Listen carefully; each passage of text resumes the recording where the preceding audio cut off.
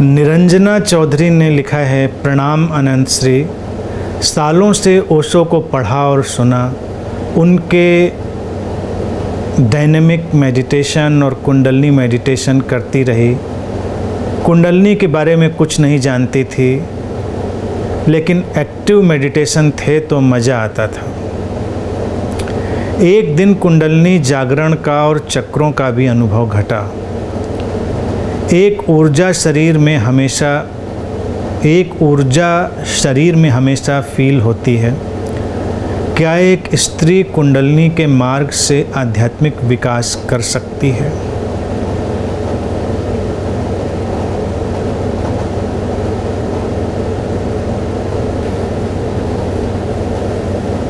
निरंजना जी, जो भी आपने किया होगा अच्छा ही किया होगा।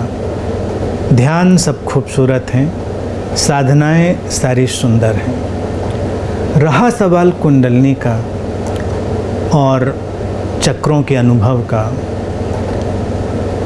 ये हमारे मानसिक तल पर है। हमारे मानसिक तल से उनका कोई भी अलग स्वरूप सत्ता नहीं है। हर चीज़ का एक सिंबॉलिक रिप्रेजेंटेशन है, प्रतीकात्मक अभिव्यक्ति है। योग और तंत्र ने उनको उस तरह से रखा है। कुछ इशारे हैं जिनको समझा जा सकता है। स्त्री हो या पुरुष, हमारी आध्यात्मिक यात्रा में कोई भेद नहीं है। छोटे छोटे भेद हैं व्यक्तित्व के, उनको संभाला जा सकता है। रहा सवाल कुंडलनी के अनुभव का या ऊर्जा के चक्रों के अनुभव का, हम जो कुछ भी अनुभव करते हैं वो अनुभव मिटने योग्य है। इसीलिए उनकी कोई शाश्वत सत्ता नहीं है, ना उनका कोई बहुत मूल्य है।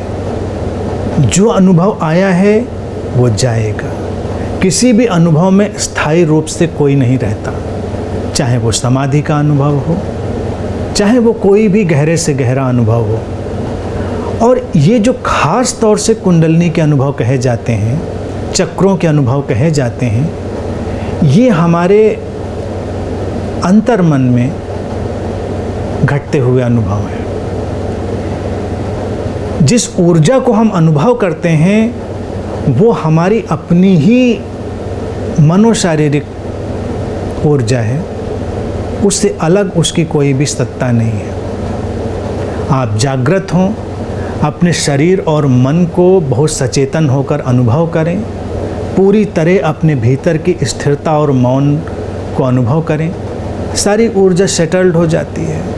क्योंकि हम किसी चीज़ पर ज़्यादा ध्यान देने की कोशिश करते हैं। कुंडलिनी जैसे ध्यानों में व्यक्ति की पहले से ही अपेक्षा होती है कि ये बड़ी प्रचंड ऊर्जा जगाने का ध्यान है और इनसे कुछ बड़ी शक्ति और ऊर्जा जागने वाली है। क्योंकि हम पहले से ही कन्विंस्ड हैं इस बात से, हम इस बात से पहले ही तैयार हैं, तो हमारा मन हमारे लिए वही सब रच देता है जिसके लिए हम तैयार होते हैं। जिसको हम राम लीला कहते हैं, तो ये हमारे ही राम की लीला है। हम कोई भी लीला रच लेते हैं, तो कुंडलनी की लीला भी उसमें से एक लीला है, चक्रों के अनुभव भी उसमें से एक लीला है। मूलाधार से सहस्रार तक जो चक्रों की हमने अभिव्यक्ति की है, वो हमारे मनोशारीरिक अनुभव का, हमारी बॉडी लैंग्वेज का, हमारे पर्सनालिटी जो वेरिएशन हैं, व्यक्तित्व के जो भेद हैं, उनके चलते हुए बड़े प्रासंगिक हैं। अभी मैं आने वाले वक्त में संभवतः जो अभी अक्टूबर में नवरात्र आएंगे, तो उन 9 दिनों में इन चक्रों पर एक पूरी सीरीज़ बोलूँगा, मूलाधार से लेकर सहस्रार तक 7 चक्र, और 2 दिन में ये कुंडलनी वगैरह का जो विषय है उस पर भी बात करेंगे। उस समय विस्तार से आपको हर चीज़ की स्पष्टता रखेंगे कि इनके सचमुच में मतलब क्या है। क्या वही मतलब हैं जो किताबों में लिखे हैं? क्या वही मतलब हैं जो लोगों ने बताए हैं? हमारे ऋषियों ने जो वर्णन किया है उसमें कोई चूक नहीं। उन्होंने तो एक एक शब्द इतना मोती जैसा चुनकर रखा है कि उस शब्द में ही सारा जो विज्ञान है और इशारा है छुपा हुआ है।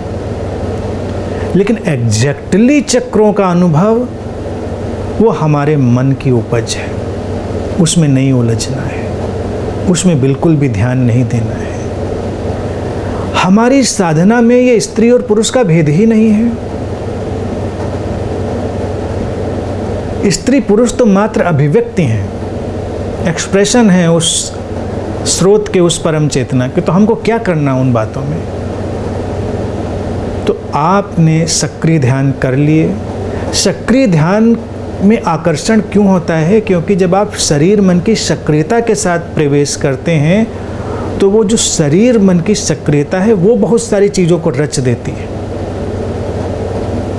बहुत सारे साइकोसोमैटिक रिएक्शन, मनोशारीरिक प्रतिक्रियाएं हमसे होने लग जाती हैं। इसीलिए हर सक्रिय ध्यान के बाद व्यक्ति को अच्छा लगता है, रिलैक्स होता है, क्योंकि एक्टिविटी रिलैक्स करती है।